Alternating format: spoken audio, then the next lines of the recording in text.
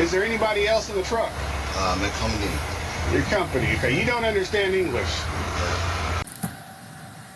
Alright, what's up YouTube? Back again with another one. Make sure you like, comment, subscribe. Make sure you subscribe. Alright, let's get into it. Yeah, I'm good. Why are you parked here? Yeah, I parked 3 hours. Why did you park here?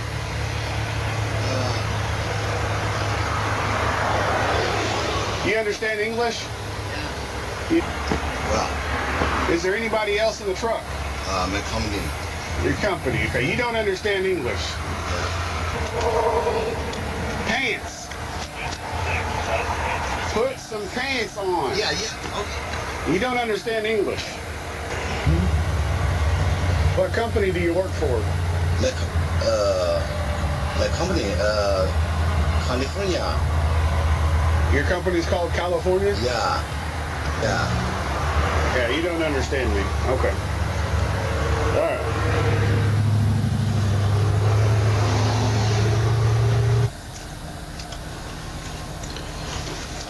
Alright. You see this sign?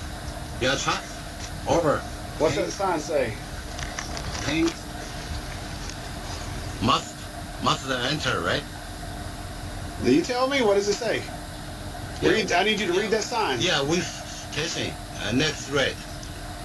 Okay, just read it again. Wait again. Read it again. Oh. Secretary Christy Dome announcing nearly 150 illegal migrants truck drivers were arrested in Indiana during Operation Midway Blitz. 223 illegal aliens have been arrested and taken off of our roads. Of those, 146 of them were drivers. That includes 46 semi-truck drivers and another 82 of them that were either box trucks, buses, How is this even possible? I really don't get it, honestly. I don't understand how this is even possible, you know? Like, where are they getting these licenses from, you know? And see, this is why we need to go ahead and just nip this in the butt, right? Because we didn't normalize it now. We as a country didn't normalize it, right? It's normal. People don't care, right? They're whatever, you know. You don't speak English. You can't read the signs, right? So what? Right? Who cares, right? Who cares about the lives that are on the line when you're driving that truck, right? You can't speak anything. You don't understand, right? So it's not your fault. Like this, it blows my mind. And how our states are even allowed to even give up. Like, bro, like, I hate having to go and get a license, man. Like, it takes time going to the DMV, having to wait, you know, like, how are you having time? And then when I go up there, though, I can't even get a new one unless I have 2 forms of an address. I got to have I think either a birth certificate or a social security card. And I believe that's it, right? I believe that's it. But I still have to have like 3 forms of identification and proof of address. You feel me? Like before I can even go get a new one or get a replacement or whatever. You feel me? Like, so I really don't understand. Like, what are you just walking up there? Like, there are people in the system who are getting paid for this and they're undermining it. They're taking advantage of it, or they're just plain old getting over on the system. You know, they're taking this money and they're just giving these people the license. You know, or they go to get their CDLs and it's like, okay, here's a license. Like, that's why I really don't. I don't get it. You know, and I think one of the things that make it even more frustrating is knowing that as a citizen, you know, like we have to go through BS, you know, just to get through these things. You know, to get a lot of things that, you know, these illegal immigrants are getting. You know, like it's wild. And you definitely shouldn't be driving a semi-truck if you can't read the signs or speak English, you know? Like that just blows my mind. You know, like whenever you go to drop the stuff off, like how are you talking to people? You know, like how do you even know that you're even dropping off the right cargo? You know, like vans, vehicles such as that. The CDLs that were issued to those individuals were issued from over a dozen different states. This as Transportation Secretary. And it's over a dozen states. So look, I thought honestly it was just gonna be a couple.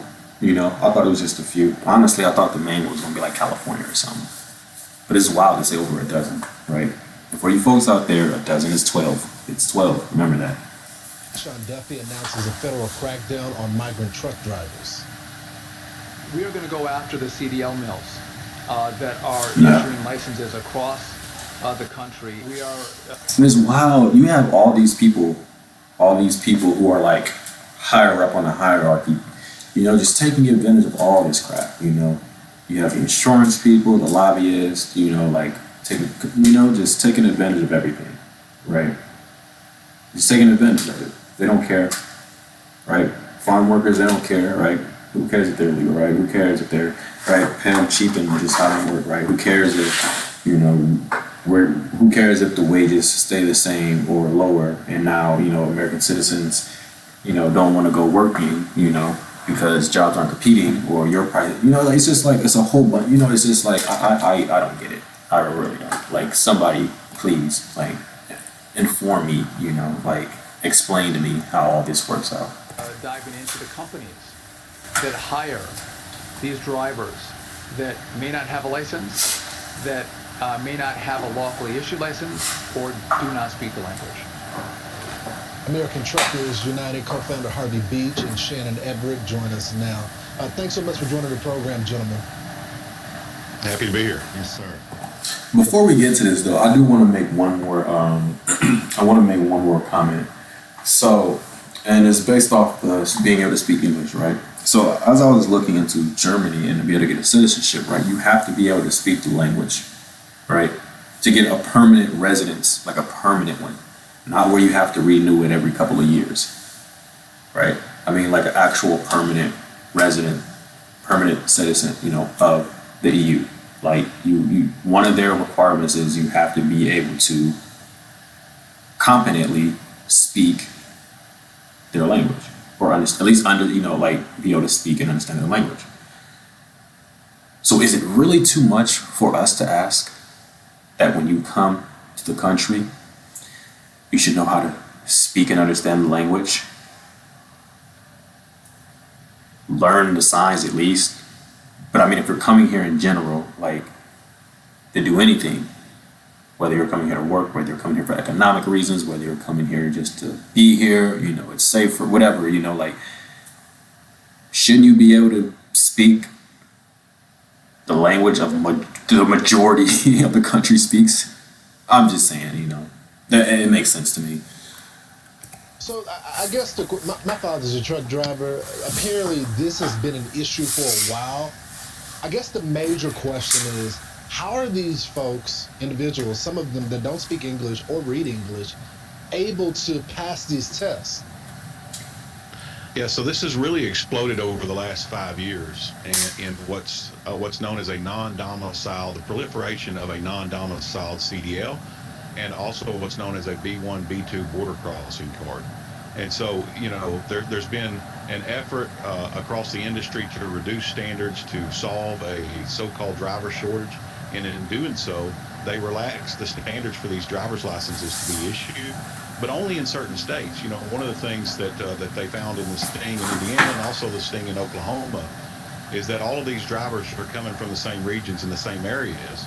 And so there's a lot of illegal activity going on. And I think that's demonstrated in the fact that not every state's participating in this activity. Look, The moment you have to lower your standards, you should just stop it, man. You know, like you can't lower your. There are certain things you just can't lower your standards for, right? I.e., military, right? You can't lower your standards for people coming in the military just because you think that the people that are coming in aren't fit enough or they aren't disciplined. Like, no, right? Like when we went through basic training, when those standards lowered, right? We had to meet those standards, and if we didn't meet those standards, boom, we're out, right?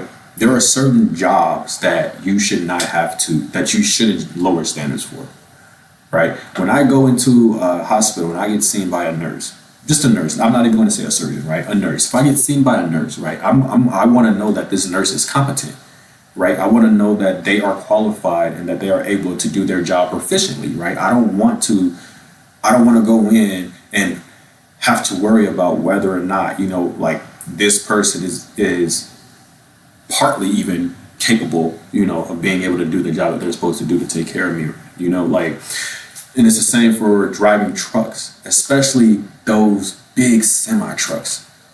People are people are driving long distances, like people drive short, but people drive long distances too, like, and you could be carrying anything. You could be carrying you could be carrying a bunch of packages for Amazon, right? Or you could be carrying other stuff, some type of liquid, some type of hazardous material. You could be carrying anything, right? So you don't want to lower your standards, right? Just because you don't feel like you have enough people, right? What you should be doing then is figuring out a way to get people to want to come to you, right? Work together, right? Innovation, right? That's where innovation comes in, right? Yeah, it takes time. Okay, things aren't going to happen right then and there.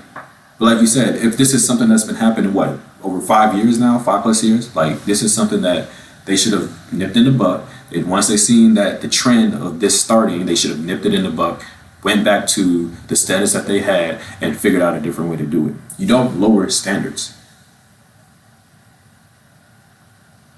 right? If I want someone to come over and watch my house, I'm not going to lower my standards because someone else is cheap. Like, no.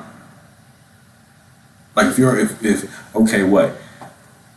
You've never been around kids before, right? But you're only $2 an hour. Like, bro, no. Like, no, that's not how that works.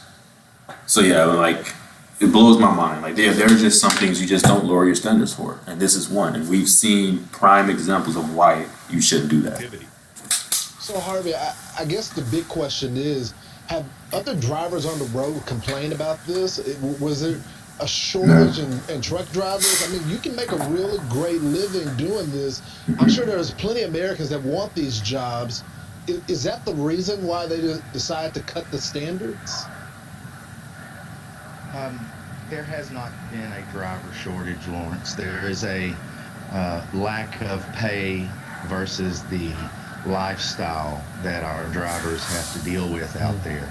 And these guys and ladies, our American truck driver community, they have been complaining about the foreign invasion of their industry and the things that they're having to deal with on a daily basis. I hear it from my drivers in our orientation classes every week. Yeah. I mean, think about it, right? Like, you're coming into this country, you're picking up jobs, right, that could be handed off to other people, and you're coming into this, and people aren't assimilating. People aren't transitioning correctly, right? How can you work with other truck drivers if you can't speak or understand the language, right? And then you also have to think too, if they're getting away and they know that they can get away with charging less to immigrants, to undocumented immigrants, and I mean, I'm saying this both ways, right? I'm saying this both ways because I am America first, and I do believe that we should have like a limit, right? We should. So when you have people, not transitioning correctly, and then they're also getting paid lesser, or they're getting paid less than the average person would get paid, right? It makes it harder to increase wages for people who are already working, right? Why? Because think about it. Why would I increase wages? Why would I want to pay you more when I have these people, when I have guys over here, who are willing to take 70% of what you do, and even work longer, like, yeah. And there's things like that you got to think about. Like, these things, like, it has ripple effects, It's just not like, people just shouldn't be driving trucks if they don't speak. No, it's like, no, it has an effect, right? It has an effect on everything. And it's not just in the trucking industry. This is this is in society as a whole. I want to show this clip, and this is a truck driver that was pulled over in Arkansas. He was unable to speak just basic English. Let's play it. You understand English? You do? Why did you park here? No, no good. Is there anybody else in the truck? He looked like the guy from Hangover. I forgot his name, but the guy from Is there Hangover. anybody else in the truck? Your company. Okay, you don't understand. company. What company do you work for? The company, California. Your company's called California? Yeah, you don't understand me. I guess that's also the next question. Who are these companies? I mean, I can only imagine the insurance premiums to hire someone that really doesn't qualify to drive these vehicles. Yeah. That's the great question, and more importantly, who's loading them? You know, so most of these drivers are working for new carriers. People would be amazed. The Americans would be amazed at how many new trucking companies are created each and every month, and who is it that owns these trucking companies? And so most of these non-citizen truck drivers are not working for your generational American-owned trucking companies that everybody knows that's based in their communities with large terminals and the appropriate infrastructure for running a safe American trucking company. They're all going into these hot spots in Illinois and New York and California, Pennsylvania. You know, you heard the secretary identify 12 different states, and that's because they have protection in these sanctuary areas. And so the real question I think America needs to start asking in each one of these wrecks is whose freight was on the truck, and why are these shippers not being held responsible for loading people that can't even speak English? And they can't say they don't know, because the guy has to go on the dock, talk to their employees when the truck gets loaded, and get handed a bill of lading. And what we found is that a lot of these shippers now are offering multiple different languages on their check-in screens and with their dock workers. And so it's a huge problem across the industry, and we need accountability for this. Yeah, we need accountability for sure, right? and it's with the people who are hiring them, right? Like, in a sense, you can't get mad at the people who are going in and applying for these jobs, right? Because I mean, and really, like the past few years, it's been pretty much like, hey, you can come here, you can get coverage from healthcare, you can get not everywhere, but there are states, I made some shorts about it, you can go check it out, but there are some states that do allow you to receive healthcare benefits, and people, they're understanding that, especially with technology, like we have the internet, people can look and watch what's going on in America and see what's going on in America and understand like, okay, I can go here, do this and do that. And people are making it easy for them. And then you have these people who are higher up, like he said, like where's accountability for them?